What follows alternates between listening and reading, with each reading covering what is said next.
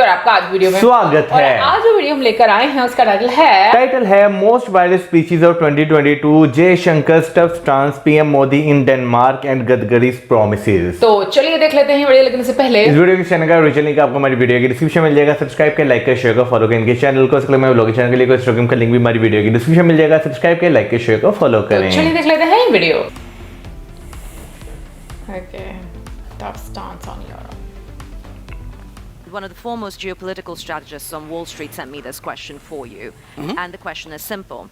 If and when the choice comes down to it, not today, not tomorrow, but in the future, and she strongly believes it will, for India, will it become, in terms of support, the US or China? And that will be kind of a defining moment that comes out of the situation that we face with Russia right now. Look, number one, why I wanted to interrupt you in a way. I mean, I'm partly reacting to the previous observation. Somewhere Europe has to grow out of the mindset that Europe's problems are the world's problems, but the world's problems are not Europe's problems. That if it is you, it's yours. If it is me, it's ours. I think that's something.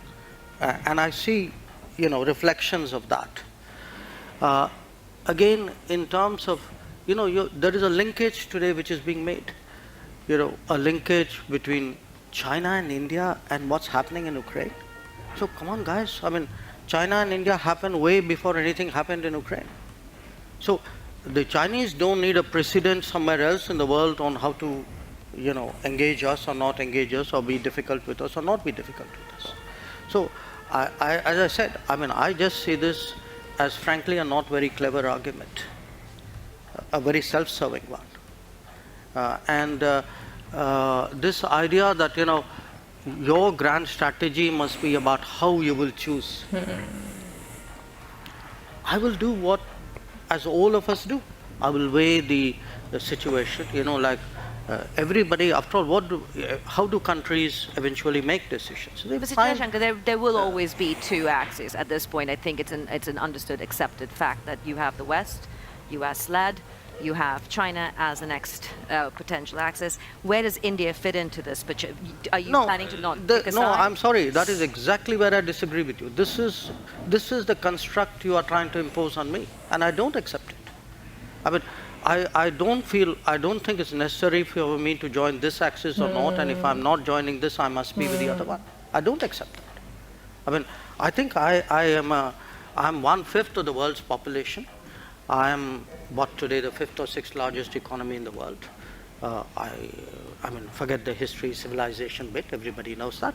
But I think I'm entitled to have my own side, I'm entitled to weigh my own interests, make my own choices. And my choices will not be cynical and transactional, but they will be a balance of my values and my interests.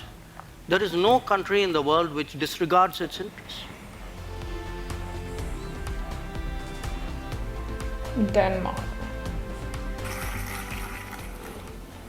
तो मैं आपसे कुछ मांग सकता हूं? सचमुच में?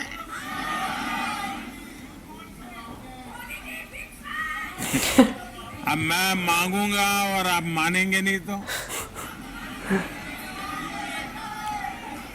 मानेंगे लेकिन अगर करेंगे नहीं तो? पक्का करेंगे? कितने लोग हैं जो वादा पूरा करेंगे?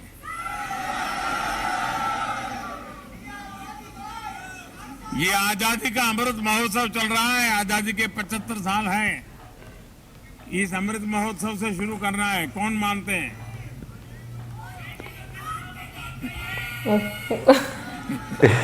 ये एक बात तो काफी ज्यादा आ रही है, लेकिन आ कहां से रही है? मानने वाले हैं तो मैं बताऊं, मैं देख रहा हूं कि धीरे धीरे आवाज कम हो रही है। आपको लग रहा है कि कोई मुसीबत आ रही है, ऐसा ही हो रहा है ना? मैं दुनिया में हमारे जितने देशवासी रहते हैं, दुनिया के किसी भी कोने में रहते हैं, उनसे मेरा एक आग्रह है, आप अपनी आवाज जरा कम करो, आपकी आवाज कम करो। अब सबने देख लिया आप कहां बैठी हो।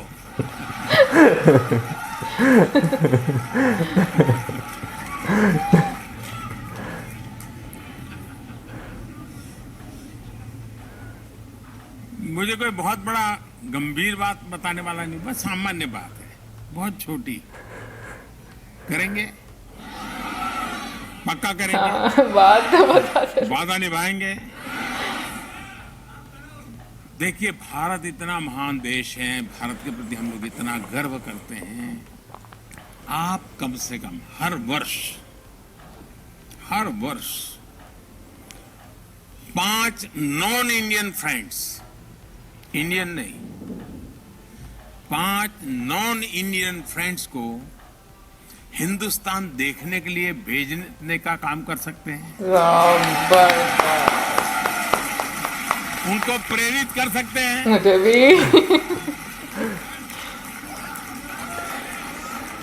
अभी से टारगेट कीजिएगा, हाँ इन 5 को तो मुझे हिंदुस्तान देखने के लिए भेजना है, और फिर उसको समझाइए। देखिए, हमारे यहाँ दक्षिण में ये है, तमिलनाडु में ये है, उड़ीसा में ये है, बंगाल में ये है, जाइए। आपको कल्पना है दोस्तों, आप दुनिया की कितनी बड़ी ताकत बन जाओगे। फिर ऐसा मत करना कि वहां डायरेक्ट फ्लाइट नहीं है।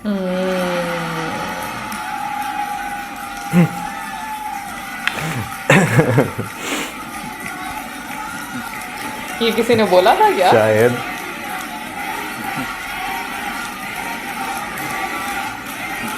मुझे लग रहा है किसी ने भी, मुझे भी लग रहा है। बोला हो। रोना धोना करने वालों का काम नहीं है जी।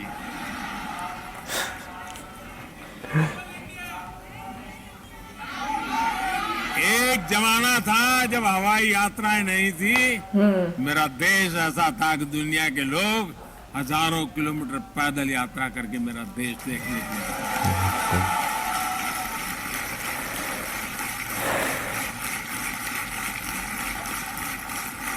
हमें ये फिर से ये वातावरण बनाना है। और आप देखिए, देखते ही देखते दुनिया के लिए एक ही डेस्टिनेशन बन जाएगा। इंडिया। चलो India. I think a decree promised 26 green highways. और मैं थोड़ा सा फाइनेंस का थोड़ा सीखा हूँ, मैं एक्सपर्ट नहीं हूँ, हमारे जावड़ेकर जी ज़्यादा इकोनॉमी को जानते हैं, पर मैंने भी MBA किया है। मैं आपको बताता हूँ, हमारा मॉडल इतना पक्का है राजीव जी कि हिंदुस्तान में आने वाले 3 साल के अंदर 2024 समाप्त होने के पहले मैं 26 ग्रीन एक्सप्रेस हाईवे बना रहा हूँ। दिल्ली से देहरादून 2 घंटे में, दिल्ली से हरिद्वार 2 घंटे में, दिल्ली से जयपुर 2 घंटे में, दिल्ली से चंडीगढ़ 2.5 घंटे में, दिल्ली से अमृतसर 4 घंटे में, दिल्ली से कटरा 6 घंटे में, दिल्ली से श्रीनगर 8 घंटे में, दिल्ली से मुंबई 12 घंटे में, और चेन्नई से बेंगलोर 2 घंटे में, लखनऊ से कानपुर 35 मिनट में, और मेरठ में ऑलरेडी हो गया है। मेरठ से दिल्ली 4.5 घंटे लगते थे, अब 40 मिनट में आ रहे हैं। प्लीज मैडम बैठ कर मैं वो भी चल रहा क्या? है वाराणसी से कलकत्ता का। तो सर मैं आपको इतना बता रहा हूँ, 26 ग्रीन हाईवे बना रहे हैं नरेंद्र मोदी जी के नेतृत्व में। 2024 समाप्त होने के पहले हिंदुस्तान का रोड इंफ्रास्ट्रक्चर अमेरिका के बराबर होगा, ये वचन देता हूँ, और कोई पैसे की कमी नहीं। अभी सर 2 बैंकों के चेयरमैन मेरे पास आकर बोल रहे थे, एक बैंक बोल रही थी मेरे 25,000 करोड़ लो, दूसरी बैंक बोल रही थी मेरे 25,000 करोड़ लो, मुझे 6.45 पर पैसा मिला है। हिंदुस्तान में AAA रेटिंग NHAI का है, और NHAI के लिए कोई फाइनेंशियल तकलीफ नहीं है। इस देश में RNH डिक्लेयर करके पूरा ग्रीन एक्सप्रेस हाईवे बनाकर हम इस देश की पूरे इंफ्रास्ट्रक्चर को बदलेंगे, तो भी पैसे की कमी नहीं है। हाँ, काम करने में कोई कमी होती तो उसको और हम पीछे लगकर करवाने की कोशिश करते हैं। और आप जितने लोग जो पार्लियामेंट्री कॉन्स्टिट्यूशन में रहते हो, आप एक कॉन्स्टिट्यूशन में ये 8 साल में कितना बदल हुआ है आप ही देखिए और विश्वास रखिए, मैं जो बोल रहा हूँ रिकॉर्ड पर बोल रहा हूँ और इस रिकॉर्ड पर विश्वास के साथ बताता हूँ कि ये पूरा होगा। भाई सबसे पहले तो मैं बात करना चाहूँगा डॉक्टर एस.जे. शंकर की, क्योंकि जब उनकी ये वीडियो आई थी तो तब जो है एक बहुत ज़्यादा जो है ये वीडियो वायरल हुई थी, क्योंकि उन्होंने जिस तरह वेस्ट को लतारा था ना इस वीडियो में, वो काबिल तारीफ चीज़ थी। हम लोगों ने जो वीडियो देखी थी तो उस टाइम पर हम लोगों ने जो पोर्शन देखा था वो बस मतलब एक हाईलाइटेड सी वीडियो थी, लेकिन इसमें जिस तरीके से आगे मजीद बात की गई, मतलब एक तो चूज करने की, वो मुझे बड़ा अच्छा उनका आंसर लगा कि लाइक उनको अपने इंटरेस्ट पर और बहुत ही बैलेंस वे में जो है चीज़ें करनी है, उनको किसी के पक्ष में नहीं रहना। हालांकि इनिशियली देखा जाए तो रशिया और यूक्रेन की वॉर में अमेरिका ने बहुत ज़्यादा प्रेशराइज किया कि आप किसी एक साइड पर आओ। बेसिकली अगर अमेरिका को देखा जाए तो वो अपनी साइड पर चाहता था इंडिया को, कि इंडिया का जो स्टांस है वो क्लियर होना चाहिए कि वो रशिया के अगेंस्ट है और अमेरिका के साथ है। बट इंडिया ने जितना डिप्लोमेटिकली इसको हैंडल किया है और उसमें डॉक्टर एस.जे. शंकर की मुझे लगता है कि जितनी भी एफर्ट्स हैं वो बिल्कुल मैं कहूँगी कि अप्रिशिएट करती हूँ मैं उसको, क्योंकि जिस तरीके से वो बैलेंस वे में बात करते हैं और आंसर भी कर देते हैं, मुझे लगता है कि वो बहुत कम लोगों में ये चीज़ें जो हैं वो आती हैं। दूसरा ये कि मुझे उनका स्वभाव बहुत पसंद है कि बहुत शांत तरीके से वो बात करते हैं। आई मीन चाहे कि कितना भी एक इस तरह का क्वेश्चन किया जाए जहां पर आपको दुविधा में डाला जाए, लेकिन वो बहुत एक शांत रहकर आंसर करते हैं। सो मुझे ये चीज़ उनकी बहुत पसंद है। यार उसके साथ साथ जो है ना, अगर देखा जाए वो जो सवाल था, ठीक है ना, वहाँ पे जब उन्होंने जो है यूरोप की बात कर दी, ठीक है, उसके बाद जो एंकर पर्सन थी उन्होंने जो सवाल किया वो इस तरह का सवाल था कि वो अपनी तरह से उन्हें जो है ना उस सवाल में फंसाने की कोशिश कर रही थी, यानी कि एक इस तरह का ट्रिकी क्वेश्चन था वो। लेकिन डॉक्टर एस.जे. शंकर जी जो हैं उन्होंने बहुत, जो मैं कहता हूँ, एक अच्छे तरीके से जवाब दिया। और यही चीज़ जो है मुझे उनकी जो है अच्छी लगती है कि लिटरली वो एक डिप्लोमेट है और बहुत अच्छे डिप्लोमेट हैं। बिल्कुल, देखो जो टेक्नोक्रेट होता है वो मतलब लोगों में से ही निकल कर आया होता है और उसको पता होता है कि किस तरीके से हैंडल करनी है चीज़ें। और उनका एक्सपीरियंस अगर हम देखें जो उनकी सर्विस के दौरान भी नहीं है, तो डेफिनेटली मैं मतलब एक वाकई में मैं कहूँगी कि अगर डिप्लोमेट की बात करें तो मुझे लगता है कि आने वाले टाइम में डॉक्टर एस.जे. शंकर जी का जो नाम है वो हमेशा याद रखा जाएगा। जैसे हम लोग अभी तक सुषमा स्वराज जी को याद रखते हैं, उसी तरीके से मुझे लगता है कि इनको भी याद रखा जाएगा। और एक और चीज़ मैं ये बात बोलती हूँ कि इंडिया के डिप्लोमेट्स वाकई में मुझे लगता है कि वो जिस पोजीशन पे आते हैं ना, वो उस पोजीशन के साथ एक इंसाफ करते हैं। बिल्कुल, मतलब कि किस तरीके से आपको अपनी एक छवि जो है वो दूसरी कंट्री में बनानी है पूरी दुनिया में। लेकिन यहाँ पर एक आम व्यक्ति का भी बहुत इंपॉर्टेंट रोल है। जैसे कि अगर हम लोग इंडियंस दुनिया के डिफरेंट कंट्रीज में आप देखें, अमेरिका में स्पेशली बहुत ज़्यादा आपको इंडियंस नज़र आते हैं, तो वहाँ पर उनका जो रहन सहन है, एक आम व्यक्ति का क्या एक विवाद है नहीं क्या बोलते हैं, विवाद बोलते नहीं, अच्छा मतलब उसका बर्ताव क्या है, बिहेवियर क्या है, अब मुझे करेक्ट कर देना, ठीक है। सो वो क्या है वहाँ पर, उस चीज़ को बहुत ज़्यादा जो है वो नोटिस किया गया। और आई थिंक जो आम पब्लिक होती है उसके बिहेवियर पर ही आपकी ये जो कंट्री है उसकी इमेज काफ़ी अच्छी बनती है। सो पीएम मोदी जी की अगर हम बात करें तो जो उनके बात करने का स्टाइल है, सबसे पहले तो मुझे उनकी ये चीज़ अच्छी लगती है कि जिस तरीके से वो अपने लोगों के साथ बात करते हैं वो बहुत एक फ्रेंडली और इंटरेस्टिंग तरीके से करते हैं। सो ये चीज़ें मुझे ऐसी लगती हैं कि एक लीडर को पता होना चाहिए कि उसको बातें कैसे मनवानी है, उसको बातें कैसे करनी है। बिल्कुल। और मैं तो वैसे इस वीडियो में जो है ना, जो बीच में एक महिला थी जिनकी बहुत ज़्यादा आवाज़ आ रही थी और एंड पे उन्होंने कहा कि एक सेल्फी, तो हाँ उन्होंने यही कहा था। अच्छा। तो उसके बाद पीएम मोदी जी ने जिस तरह कहा ना कि हम सब ने देख लिया अब कहाँ पे बैठी हुई हैं, तो वो चीज़ मुझे जो है ना, यानी कि एक जो वो पूरा इनके सवाल जो पूछ रहे थे उसमें जो एक वो उन्होंने लोगों को हंसाने के लिए जो किया वो बहुत अच्छी चीज़ थी। और लिटरली जो उन्होंने अपने लोगों से सवाल किया है वो भी एक बहुत अच्छी चीज़ है, अपना कल्चर दिखाने के लिए लोगों को जो दुनिया के डिफरेंट एरियाज में रहते हैं उनको इंट्रोड्यूस करवाने के लिए कि भाई इंडिया में जो है क्या है, आप यहाँ पे आके क्या चीज़ एक्सपीरियंस कर सकते हैं। इवन कि हमने बहुत सारे फॉरेनर्स ऐसे देखे हैं जो इंडिया आते हैं और इंडिया में ही बस जाते हैं। वेल यहाँ पर मैं ज़रा जरा वो आवाज वाली बात पर दोबारा से आना चाहूंगी।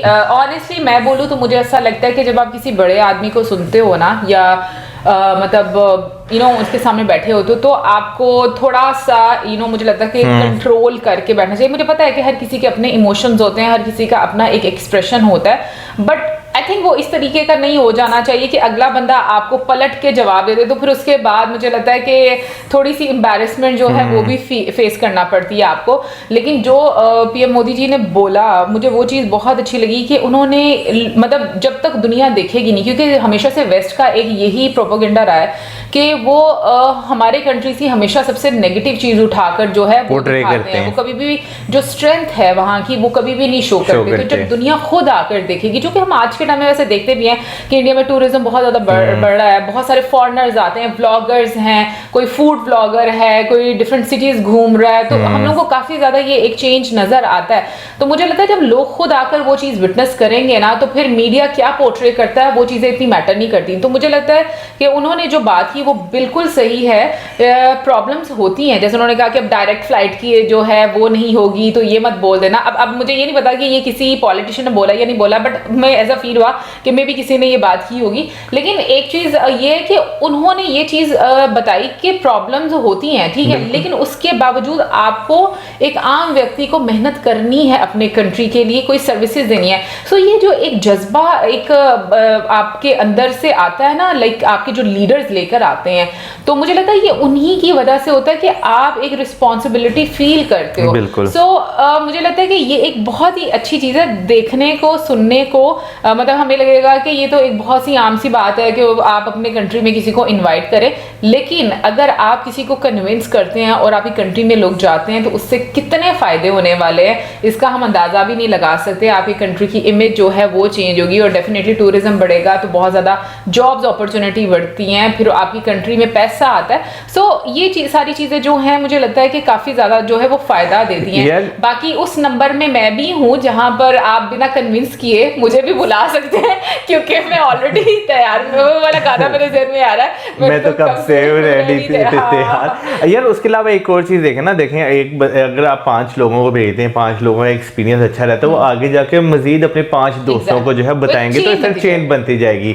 बाकी जो है यहाँ पे नितिन जी की बात करना चाहेंगे तो भाई उनके कारनामे जो है हमने पिछले साल बहुत सारे सुने, जिसमें उन्होंने जो है वर्ल्ड रिकॉर्ड भी बनाए हैं रोड कंस्ट्रक्शंस में। और अगर देखा जाए तो भाई हमने जो हाईवेज देखे हैं वहाँ पर जिस तरह हमने ग्रीनरी देखी है, तो उससे नजर आता है कि उन्होंने जो है जिस तरह काम किया है। बिल्कुल, और इसीलिए तो उनको बोला जाता है बॉब द बिल्डर। कह के दिखाएंगे बॉब द बिल्डर। हाँ भाई हाँ। लेकिन एक चीज है, मैं बोलूंगी कि नितिन सर की जो अचीवमेंट्स हैं डेफिनेटली उनमें मैं कहूंगी कि डे बाय डे एक तो इजाफा भी होता जा रहा है, दूसरा ये कि उन जिस तरीके से गिनीज में भी उनका एक वर्ल्ड रिकॉर्ड बन गया है, जितनी तेजी से वो रोड्स बना रहे हैं। बट मुझे सबसे अच्छी चीज़ ये लगी कि एक मंत्री होने के नाते जिस पद पर भी हैं आपको उसकी डिटेल्स ऐसे ऐसे पता होनी चाहिए, जैसे वो डिफरेंट सिटीज़ के नाम ले रहे थे और साथ में वो बता रहे थे कि डिस्टेंस इतना रिड्यूस हो जाएगा और 2-2, 3-3, 6-6, 4-4, 5-5 घंटे में।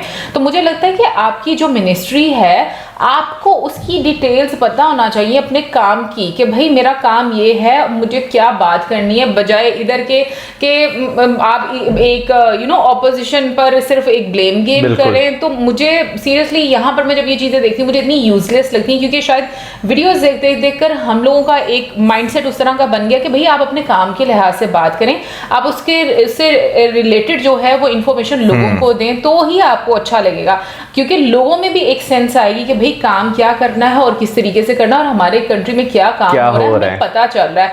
बाकी मैं कहूँगी कि बहुत मज़ा आया आज की वीडियो देख रहा। आई थिंक जो पीएम मोदी जी वाली वीडियो थी वो हमारे लिए नई थी और डॉक्टर एस जयशंकर जी का कुछ पोर्शन वीडियो का वो हमारे लिए नया था। बाकी नितिन जी का जो मतलब थी उसमें तो हम लोगों ने सुना था कि जैसे उन्होंने कहा था कि अमेरिका जैसा जो इंफ्रास्ट्रक्चर जो है वो होगा, तो उसके बारे में भी हम लोगों ने सुना था।